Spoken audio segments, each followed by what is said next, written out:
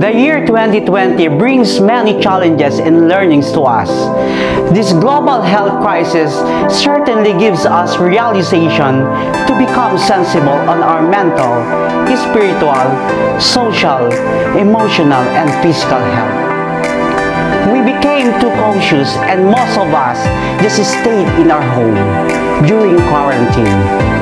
And so, almost everything that we need and want can be seen and bought online.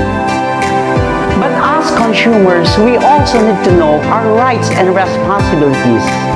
In fact, this last October, the National Consumer Welfare Month was celebrated. Today, we will be discussing consumer welfare and protection.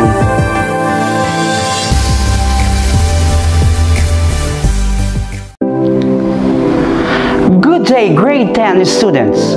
Welcome to Bamboo Telescuela. This is your school on air in Health Education 10. I am teacher Jovelito. Make sure to grab your modules with you and tune in to DWDY-AM, DWND-FM station, watch us at CMD Cable Channel 1, and also streaming live at SDO Kawayan Facebook page. What we are going to discuss this moment is all about consumer welfare and protection. At the end of our discussion, we will be answering the following questions.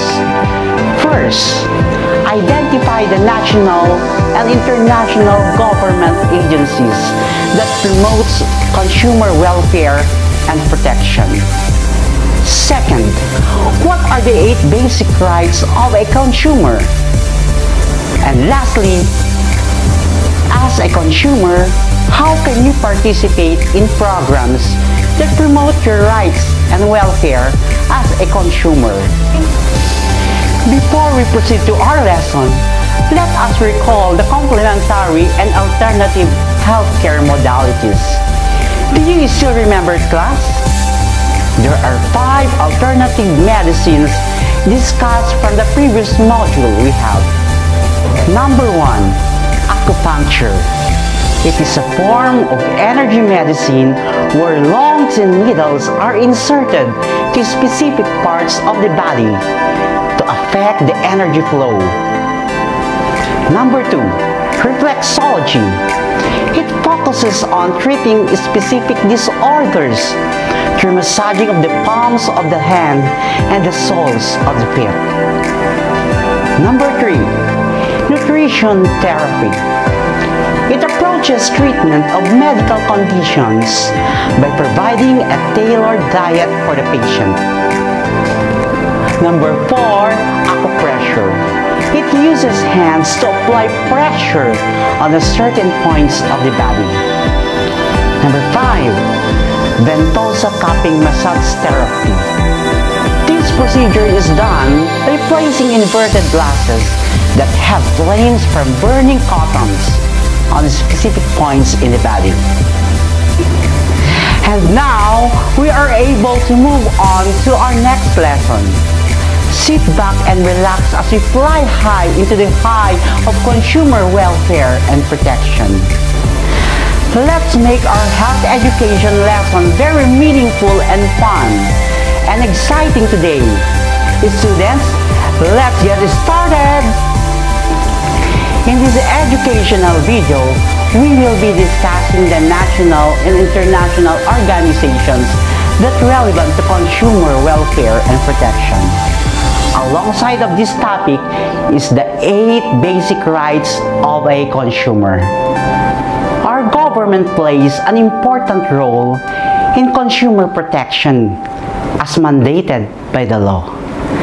The Republic Act 7394, otherwise known as Consumer Act of the Philippines, it is a law that protects the interests of a consumer, promotes general welfare, and establishes standards for business and industry.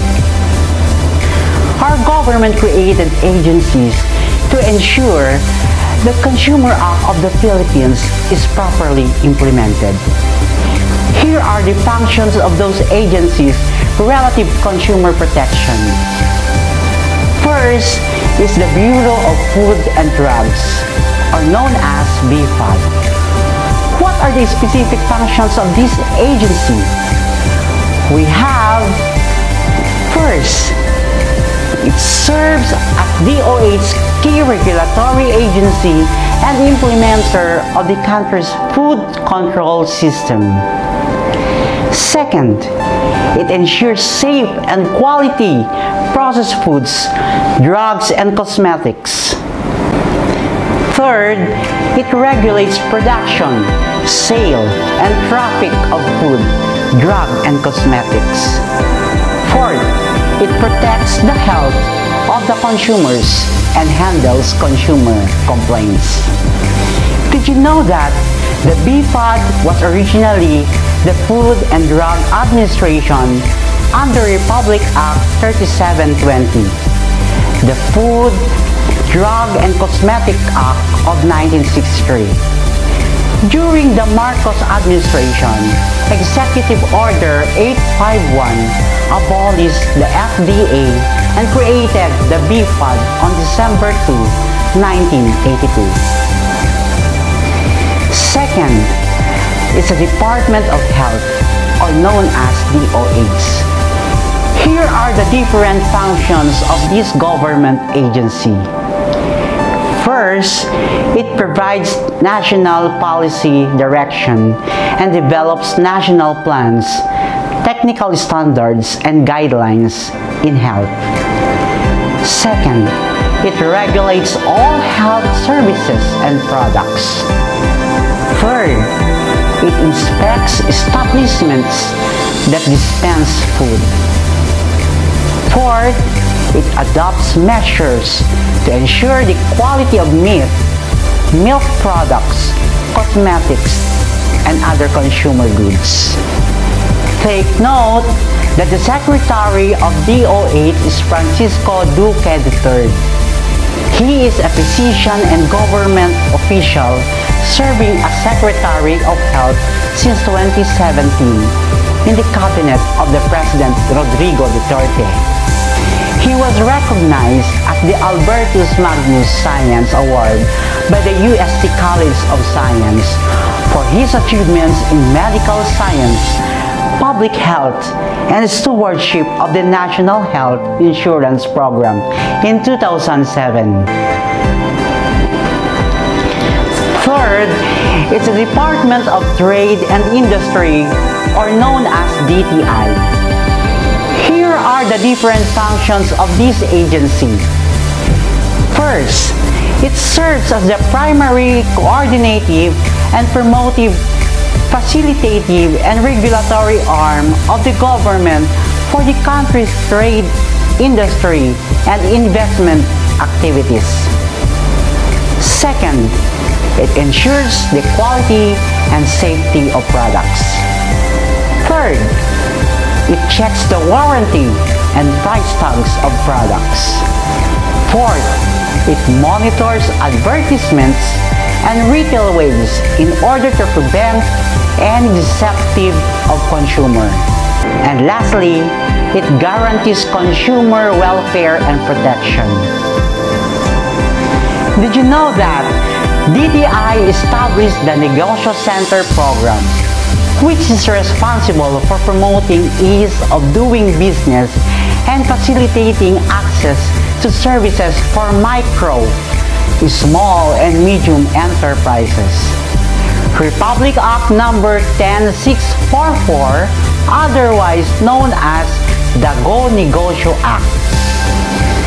This seeks to strengthen MSMEs, or micro, small, medium enterprises, to create more job opportunities in the country. This time, let us have the international organizations relevant to consumer welfare and protection. First is the International Food Protection Institute, or IFPI. Its functions is to ensure food protection through policies and practices for a safer global food supply. Second, the Food and Drug Administration, or known as FDA. Its functions is to protect and promote public health through control and supervision of food safety. And lastly, the World Health Organization, or known as WHO. Its function is to direct international health within the United Nations system and to lead partners and global health responses.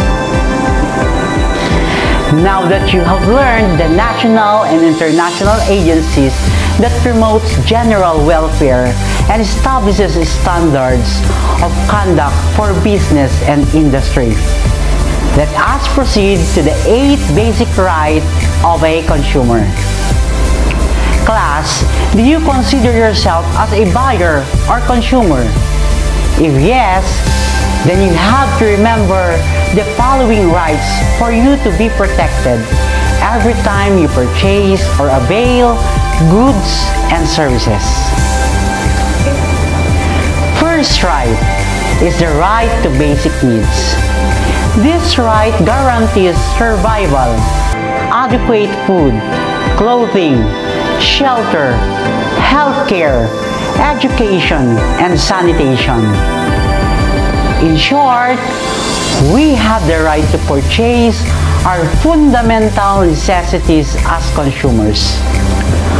Our government must ensure the sufficiency and readily available of basic needs of people in the market, like food, clothing, and shelter, and services like healthcare, sanitation, and education. Another consumer act is the right to safety. This is the right to be protected against the marketing of goods or the provision of services that are hazardous to health and life. Remember that our government sets standards of conduct for business and industries for them to follow before to start their business.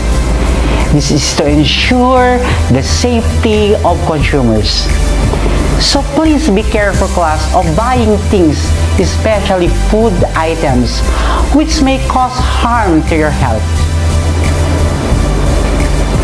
The third right is the right to information.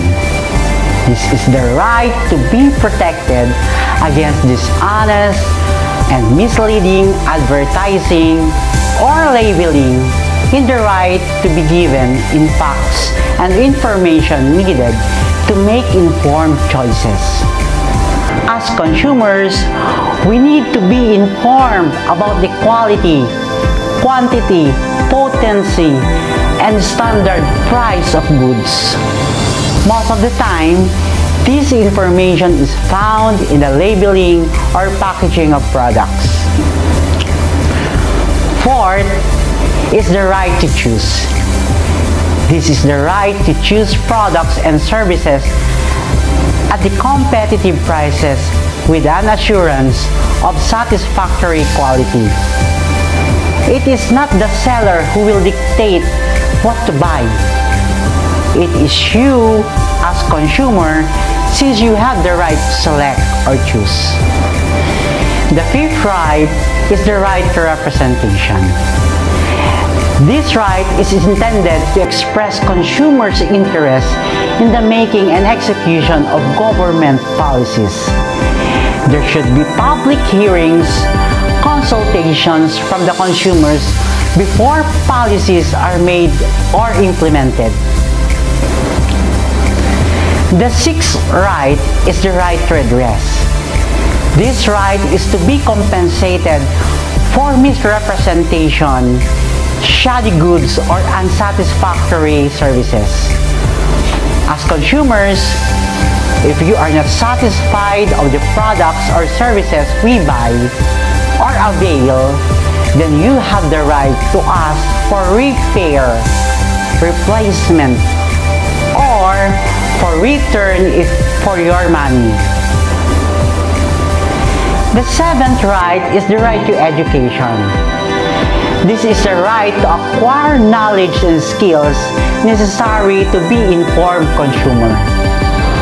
For the manufacturers or business owners, be able to develop the knowledge and skills to the consumers. They train the sellers to be knowledgeable about the product and impart the knowledge to consumers.